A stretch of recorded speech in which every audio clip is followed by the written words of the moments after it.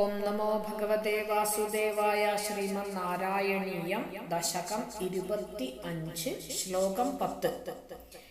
ഏവം നാട്ടിതരൗദ്രചേഷ്ടിത വിഭോ ശ്രീതാപനീയാഭിതശ്രുത്യന്തസ്ഫുടഗീത സർവമഹിമൻ അത്യന്തശുദ്ധാകൃതേ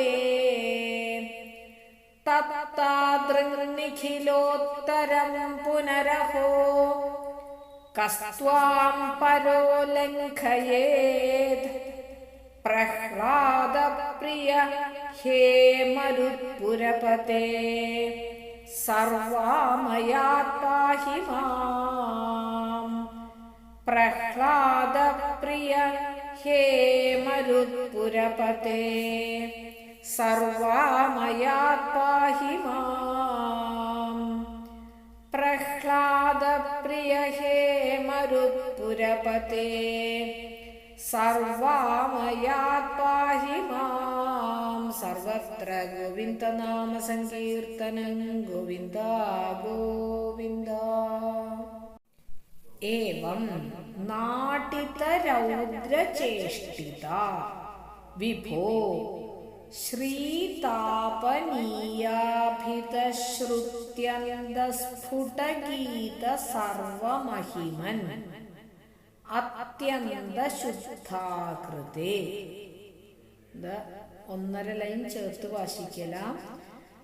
ശ്രീതാപനീയാഭിതശ്രുത്യന്തസ്ഫുടഗീത സർവമഹിമൻ അത്യന്തശുദ്ധാകൃതേ തത്താദൃങ്നിഖിലോത്തരം പുനഃ അഹോ പുനരഹോ കഹ ത്വാം കസ്ത്വാം പരഃ ലംഘയേത് പ്രഹ്ലാദപ്രിയ ഹേ മരുത്പുരപതേ സർവ ആമയാത് സർവാമയാത് പാഹി മാം.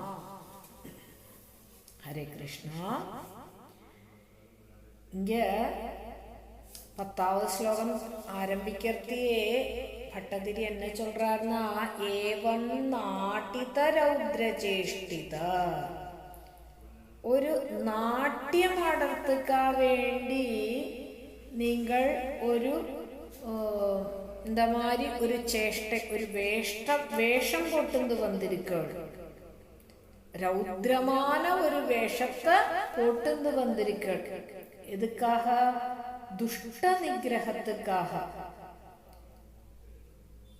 அந்த பிரஹ்லாதன அனுகிரகம் பண்ணறதுக்காக வந்திருக்கார் நரசிம்ஹமூர்த்தி. அங்க தன்னோடே பார்ஷதனான ஹிரண்ய கசிபுவ நிகிரகம் பண்ணறதுக்கு வந்திருக்கார். எப்படி பார்த்தாலும் കശിപുവും തന്നോടെ പാർഷദൻ ജയവിജയന്മാരായിരുന്നവ. ഹിരണ്യാക്ഷൻ ഹിരണ്യകശിപുവാ വന്ന ഹിരണ്യാക്ഷന വരാഹമൂർത്തിയാ வந்து திருப்பி அடுத்த ஜென்மத்துக்கு விட்டார். இங்க ஹிரண்யகசிபுவ நரசிம்ஹமா அவதாரம் பண்ணி അവനക്ക് മോക്ഷം കൊടുക്കറാൻ.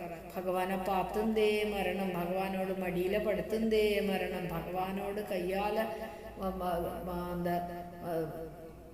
ഹിരണ്യകശിപുക്ക് ഭഗവാനോട് കയ്യാലേ തൊട്ടുന്ത്, ഭഗവാനാലേ വധം. ഇതൊക്കെ മേലെ എന്നെ വേണം? ഒരു അനുഗ്രഹം തന്നെ അവൾക്ക്. அப்படி ஒரு வேஷம் போட்டு வந்திருக்கார். ஒரு நாடகமாடுறதுக்காக வந்திருக்கார். ரௌத்ரச்சேஷ்டம் பார்க்கப்பட்டவாளுக்கு பயம் தோணுற மாதிரி ஒரு வேஷம் போட்டு வந்திருக்கார்.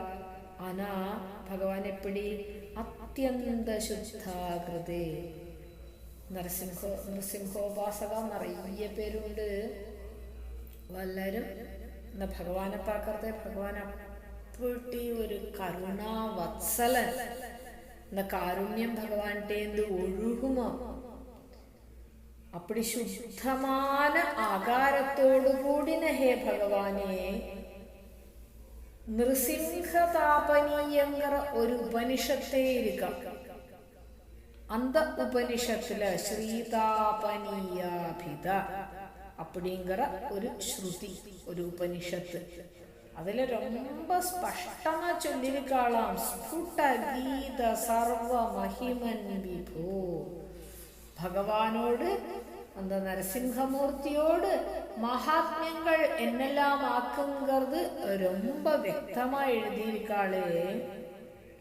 அப்படி இருக்கப்பட்ட விபோ, സകല ഇടത്തിലെയും സദാ ഇരിക്കപ്പെട്ട ഹേ ഭഗവാനെ, തത്താദൃനിഖിലോത്തരം.